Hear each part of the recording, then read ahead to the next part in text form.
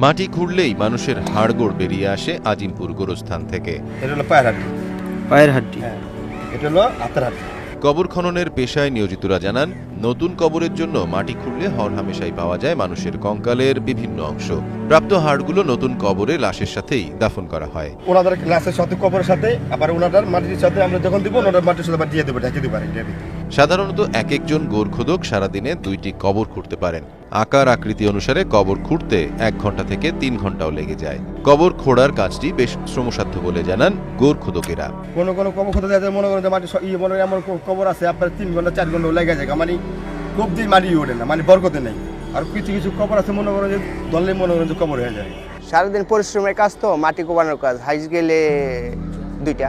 গত 400 বছরে আজিমপুর গোরস্থানে কতটি লাশ দাফন করা হয়েছে তার কোনো সঠিক হিসেব নেই। তবে 1911 সাল থেকে রেকর্ড আছে বলে জানায় কর্তৃপক্ষ।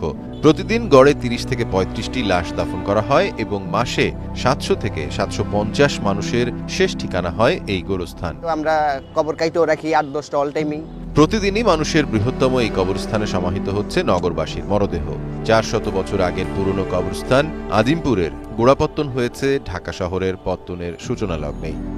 ধারণা করা হয় 17শ শতকে রাজধানীর বুকে আজিমপুর কবরস্থান গড়ে ওঠে, যার বর্তমান আয়তন প্রায় 74.5 বিঘা। এটার ইতিহাস হলো সম্রাট শায়েস্তা খান এই সময় থেকে, তাতে 400 বছর ধরা যায়। 400 বছরের কবরস্থান।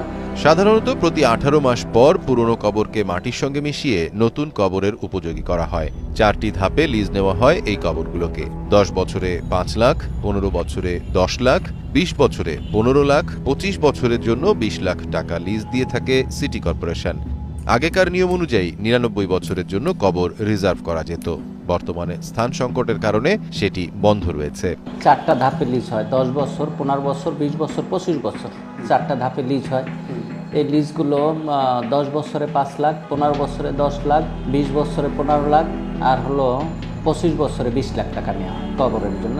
এই সংরক্ষণের জন্য, মেয়াদি সংরক্ষণটা মেয়র বরাবর আবেদন করতে হয়। যদি এখানে সিলেক্ট হয় তাহলে সিটি কর্পোরেশনের চালানের মাধ্যমে টাকা জমা দিতে হয়। কবর খোঁড়া পেশায় সব মিলিয়ে 70 থেকে 80 জন লোক কাজ করে থাকেন। গোরখোদকেরা মনে করেন কবর খোঁড়ার মতো পুণ্য কাজ সবার ভাগ্যে জোটে না।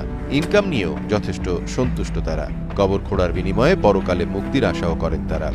আল্লাহকে দোয়া করি কাজের উসিলা যেন আমার গুনাহ কাজ সব মাফ করে দেয়। মাফ করে মানে তুই পুরো আল্লাহ, কিন্তু একদম উসিলা লাগবে। ভালো কাজ করলে সারা তুই ইচ্ছে আল্লাহ ইনশাআল্লাহ মাফ করবে না, সেটা তো বলতে পারি না কোন কবর উসিলা মাফ করতে পারে আল্লাহ। আজিমপুর গোরস্থানে শায়িত ব্যক্তিদের আত্মীয়রা জানান, প্রিয়জনের কবরগুলোকে পরিচর্যা এবং সংরক্ষণের কাজে নিয়োজিতদের ওপরে যথেষ্ট সন্তুষ্ট তারা। বাবার কবর জিয়ারত করতে আসি আর কি বলবো। আর যারা